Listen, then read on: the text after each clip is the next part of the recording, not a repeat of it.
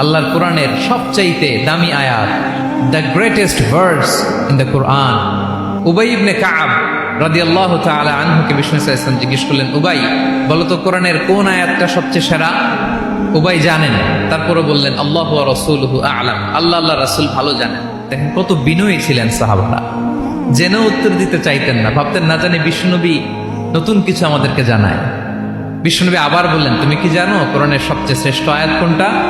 এবার উবাই ভাবলেন এবার আমি উত্তরটা দিয়েই দিই। তিনি বললেন আয়াতুল কুরসি, আল্লাহু লা ইলাহা ইল্লা হুয়াল হাইয়ুল কাইয়ুম, এটা শ্রেষ্ঠ আয়াত। বিষ্ণুনবী খুশি হয়ে উবাই ইবনে কাবের বুকে একটা চাপড় মারলেন, এরকম আদরের চাপড় দিয়ে বললেন লিয়াহনিকাল ইলমু ইয়া আবুল মুনজির, হে আবুল মুনজির, জ্ঞান এবং প্রজ্ঞা তোমার জন্য মোবারক হোক, তুমি ঠিক বলেছো। সুবহানাল্লাহ পড়া।